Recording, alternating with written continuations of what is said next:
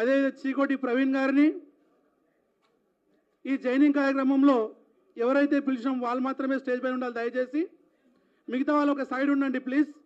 జైన్ అయ్యే వాళ్ళు ఎవరైతే ఈరోజు రాష్ట్ర అధ్యక్షుల వారి సమక్షంలో భారతీయ జనతా పార్టీలో జాయిన్ అవుతున్నారో డాక్టర్ సెల్ నుంచి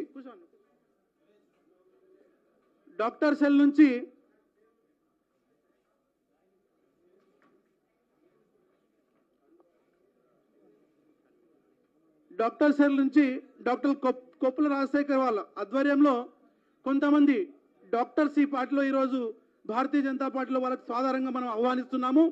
ఈ కార్యక్రమము మన రాష్ట్ర అధ్యక్షులు రామచంద్రరావు గారి ఆధ్వర్యంలో జరుగుతుంది.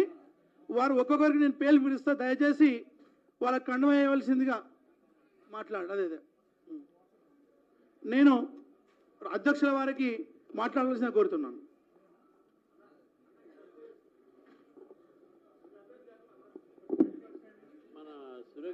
సురేఖ గారు రమ్మని చెప్పాలి. మీరు రండి, పైకి రండి. లోకల్ కార్పొరేటర్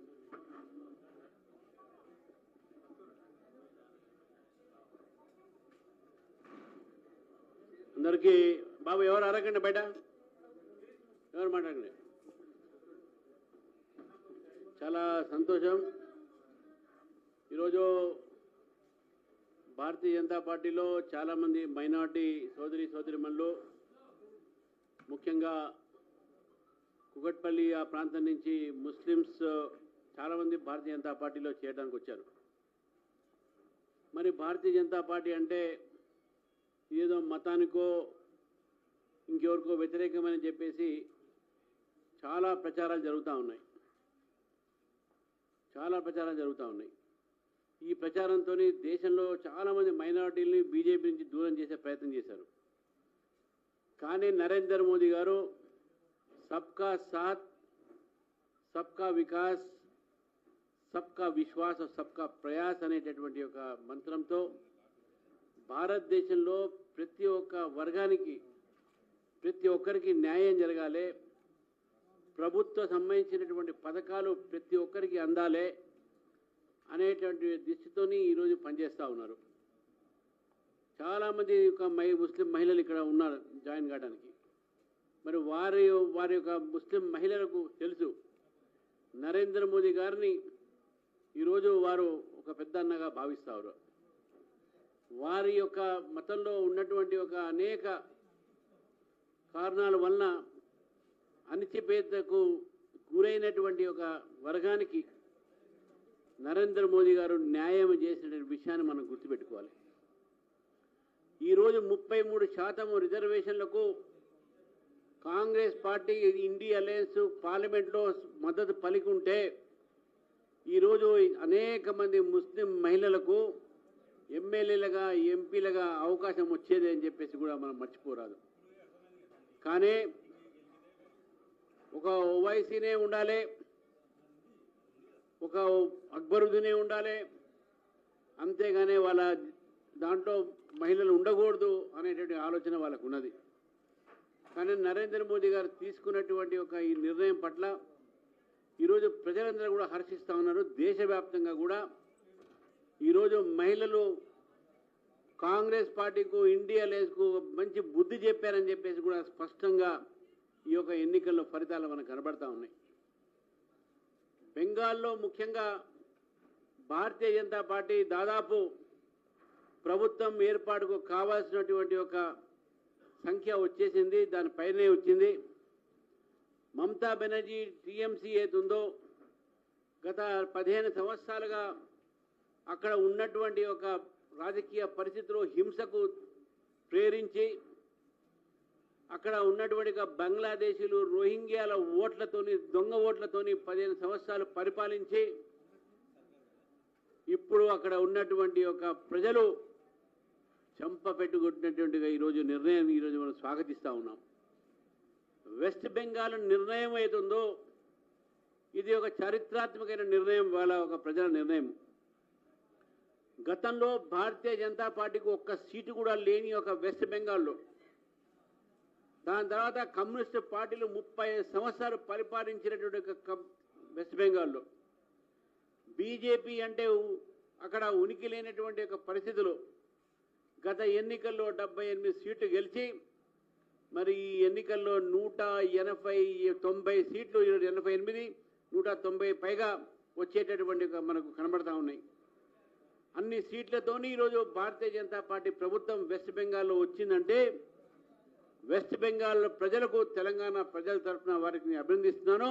నరేంద్ర మోదీ గారి యొక్క నాయకత్వం, అమిత్ షా గారి యొక్క ఏదైతే క్యాంపెయిన్ స్ట్రాటజీ, అక్కడ ఉన్నటువంటి సునీల్ బన్సాల్ గారు, భూపేందర్ యాదవ్ గారు చేసినటువంటి ప్రయత్నాలకు ఈరోజు వెస్ట్ బెంగాల్లో బీజేపీ ప్రభుత్వం వచ్చింది.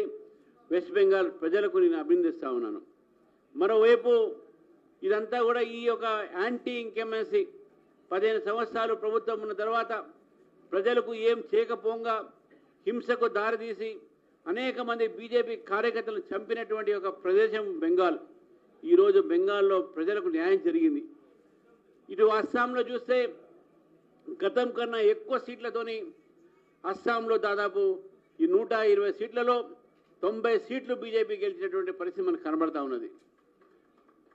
ఈ యొక్క అస్సాంలో ఉన్నటువంటి కాంగ్రెస్ పార్టీ తుడుచుకుపోయింది. అక్కడ అబద్ధాల ప్రచారాలు చేసి వివాదాన్ని సృష్టించి విభేదాన్ని సృష్టించి ఈ కాంగ్రెస్ పార్టీ చేసినటువంటి ప్రయత్నాలు అస్సాం ప్రజలు తిప్పికొట్టారు.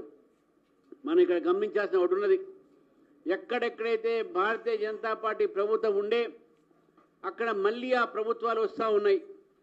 దానికి కారణం ఏంటంటే ప్రో ఇన్కంబెన్సీ ఫ్యాక్టర్. ప్రభుత్వంలో ఉన్నటువంటి పార్టీకు మద్దతుగానే మళ్ళీ అదే ప్రభుత్వాన్ని గెలిపిస్తున్నారు. ఎందుకంటే భారతీయ జనతా పార్టీ కుటుంబ పార్టీ కాదు.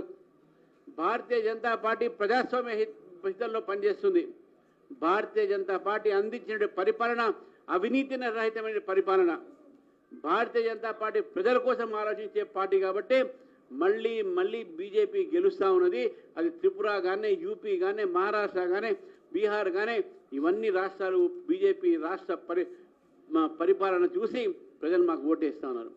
మరోవైపు ఇండియా అలయన్స్లో ఉన్నటువంటి పార్ట్నర్స్, కాంగ్రెస్ పార్టీలో ఉన్న పార్ట్నర్స్ ఈరోజు టీఎంసీని అక్కడ తిరస్కరించారు. ఇక్కడ డిఎంకే 3వ స్థానంలో వచ్చింది. తమిళనాడులో దాదాపు ఊడ్చుకోపోయింది. 58 సీట్లతో ఇంకా కొట్లాడుతూ ఉన్నారు, కిందికి మీదికి అవుతా ఉన్నారు వాళ్ళు. అంటే ఇండియా అలయన్స్ మొత్తం కూడా దక్షిణాదిగా భారతదేశాన్ని దక్షిణాదిగా ఉత్తరాదిగా విభేదాలు తీసుకొచ్చే ప్రయత్నం చేశారు. దేశంలో ఒక డివిజివ్ పాలిటిక్స్, ఒక విచ్ఛిన్నకరమైనటువంటి రాజకీయాలను తీసుకువచ్చి విభేదాలు తీసుకువచ్చి ఉత్తరాది దక్షిణాది ఈ పార్టీలకు తెలంగాణ ప్రజలు గమనించాలి. ఇతర రాష్ట్రాలకు ఎట్లా బుద్ధి చెప్పారు. రేపు మనం కూడా తెలంగాణలో ఈ యొక్క కాంగ్రెస్ పార్టీ ఇండియా అలయన్స్కు బుద్ధి చెప్పాల్సిన అవసరం ఉన్నది. ఈ యొక్క ఫలితాలు చూసిన తర్వాత పూర్తిగా నాకు నమ్మకం ఉన్నది. దేశవ్యాప్తంగా అంతా కూడా కాంగ్రెస్కు వ్యతిరేకంగా, ఇండియా అలయన్స్కు వ్యతిరేకంగా ప్రజలు ఆలోచిస్తున్నారు. ఇప్పుడు ఈ 4 రాష్ట్రాల్లో బీజేపీ గుడి చిరుతో కలిపి బీజేపీ వస్తున్న సమయంలో రేపు రాబోయేది తెలంగాణలో కూడా భారతీయ జనతా పార్టీ ప్రభుత్వం అని చెప్పేసి తెలియజేస్తూ మీ అందరికీ మరొకసారి చెప్తా ఉన్నాను.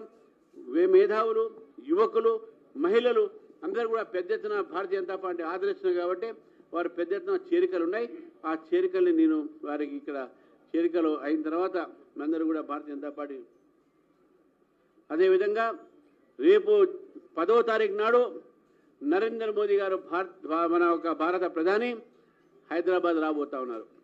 మొట్టమొదటిసారిగా మొన్న జరిగినటువంటి ఒక ఎన్నికల తర్వాత 2.5 సంవత్సరాలు పార్లమెంట్ ఎన్నికల తర్వాత 3వసారి ప్రధానమంత్రిగా నరేంద్ర మోదీ గారు వచ్చిన తర్వాత నేను అధ్యక్షుడిగా అయిపోయిన తర్వాత మొట్టమొదటిసారిగా ప్రధాని ఈరోజు హైదరాబాద్కు వస్తూ ఉన్నారు, తెలంగాణకు వస్తూ ఉన్నారు.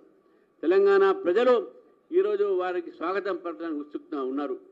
2 లక్షల పైగా ప్రజలతోని, కార్యకర్తలతోని, నాయకులతోని ఆ ఒక బహిరంగ సభ పెరేడ్ గ్రౌండ్తో నిర్వహిస్తాను. ఈరోజు ఒక భూమి పూజ జరిగింది. మరొకసారి నేను హైదరాబాద్ ప్రజల్ని, అదే హైదరాబాద్ ప్రజల క్యాపిటల్ కాబట్టి తెలంగాణ ప్రజల్ని నేను కోరుతా ఉన్నాను, నరేంద్ర మోదీ గారికి స్వాగతం పలుకుదాం. పెద్ద ఎత్తున అందరూ కూడా 10వ తారీఖు నాడు 4 గంటలకు పెద్ద ఎత్తున మేము అందరూ కూడా స్వాగతం పలికి పెరేడ్ గ్రౌండ్గా రావాల్సిన కోరుతా ఉన్నాం. ధన్యవాదాలన్న. ఇప్పుడు కొందరు డాక్టర్ రాకేష్ రెడ్డి గారిని ఆహ్వానిస్తున్నాం. దయచేసి మీరు ముందుకు రాగలరు. భారతీయ జనతా పార్టీలో చేరుతున్న సందర్భంగా మీ అందరికీ హార్దిక శుభాకాంక్షలు. Doctor Rakesh Reddy garu, MD pediatric, Apollo medical. Doctor Gopal garu next, MS ortho, doctor Gopal garu MS ortho.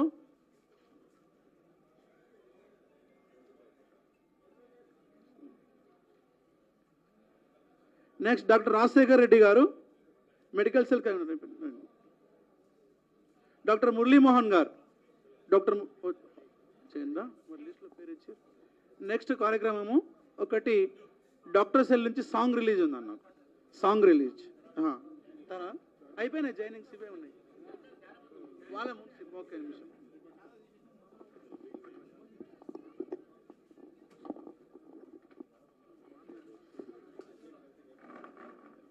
ఈరోజు కుకట్పల్లి నియోజకవర్గం ఫతేనగర్ డివిజన్ నుంచి ఎండి నజీర్ గారి ఆధ్వర్యంలో మరి అనేక మంది మైనార్టీ సోదరమణులు భారతీయ జనతా పార్టీలో మరి రాష్ట్ర అధ్యక్షుడు రామచంద్ర గారి ఆధ్వర్యంలో వారు చేరబోతున్న వారికి శుభాకాంక్షలు.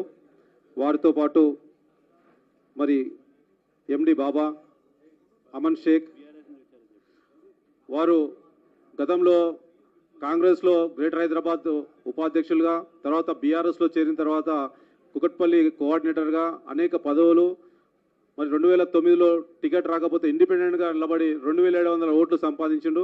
అపారమైన అనుభవజ్ఞుడు నజీర్ గారు. వారితో పాటు ఇంకా చాలామంది రావాల్సి ఉండే ఈరోజు, కానీ పెళ్లిలో బిజీ ఉండి రాలేకపోయినా అంటున్నారు. అయినా కానీ చాలామంది ఈరోజు మహిళలతో పాటు యువకులతో పాటు నజీర్ గారు పార్టీలో చేరడం, ఫరూక్ గారు కూడా మరి పార్టీలో చేరడం అనేది చాలా ఆనందం.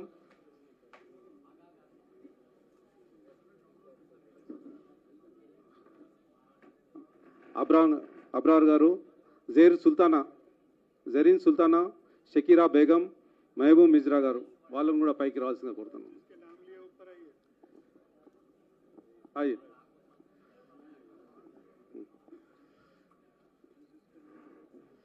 నజీర్ అందరిని బిల్లు.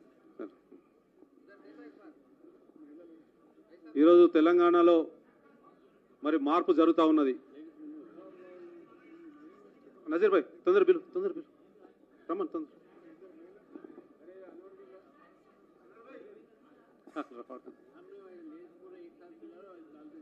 सबला आ जाओ.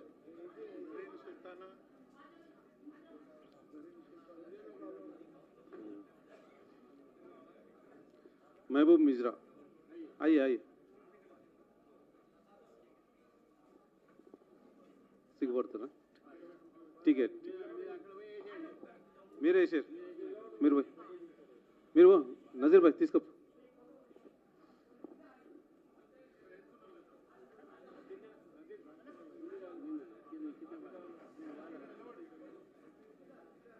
अंदर इतना लवड़े వచ్చి लवड़े आइए आप लोग भी आइए.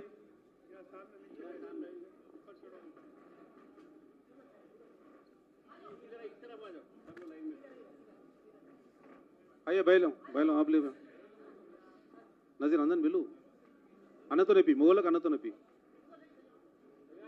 नजर పైకి రామా. నజీర్ వాళ్ళని అన్న ఇస్తాడు, ఆడోళ్ళకు నువ్వు వేసి.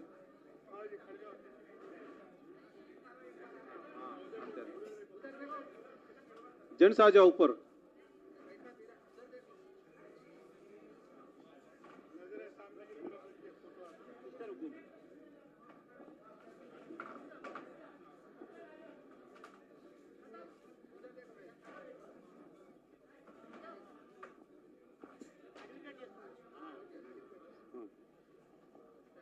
ఒకసారి నజీర్ భాయ్ మీరు మాట్లాడండి.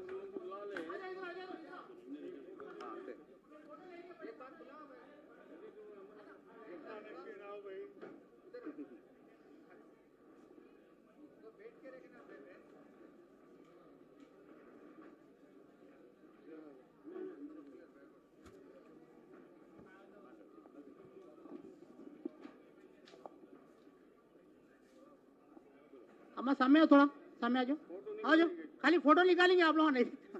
अच्छा ठीक.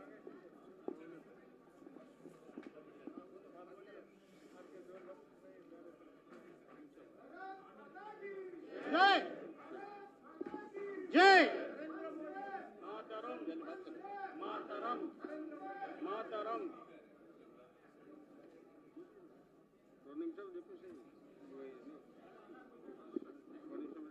हेलो, अस्सलाम वालेकुम रहमतुल्लाहि बरकातहू। आज मैं बहुत खुशकिस्मत हूँ कि हमारी घर वापसी हुई। पहले से एक ही था मेरा मूवमेंट, हम भारतीय जनता पार्टी के साथ रहेंगे बोल के।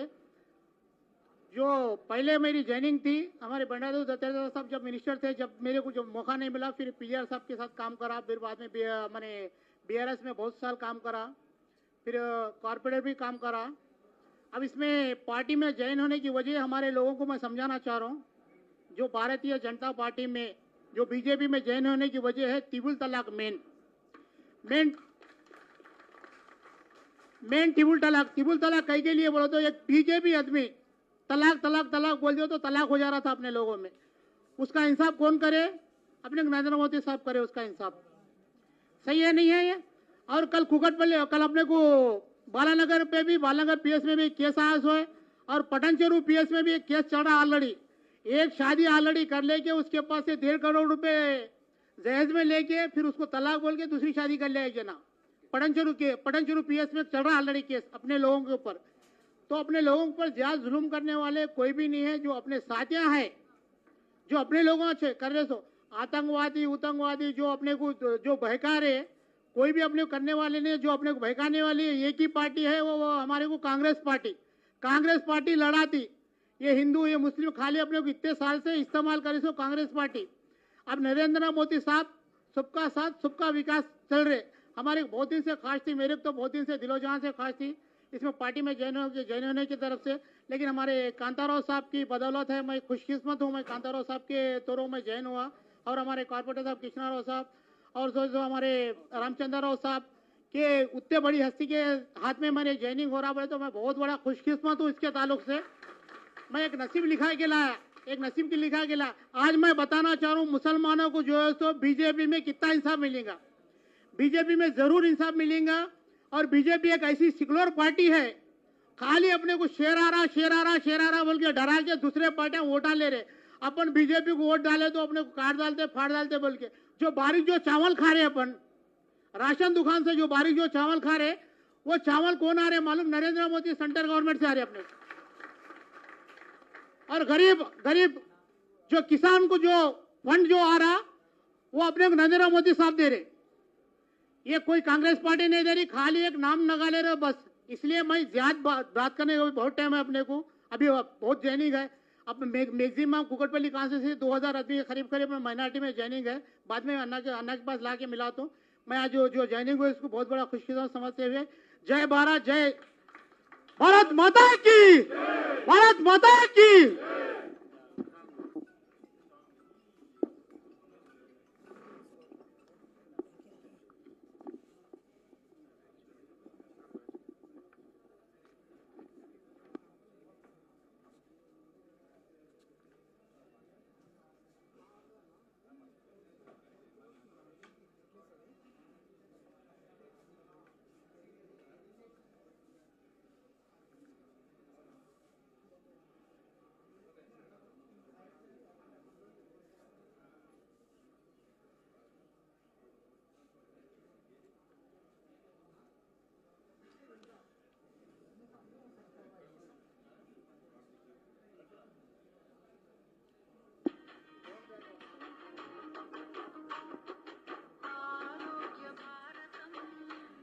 मतं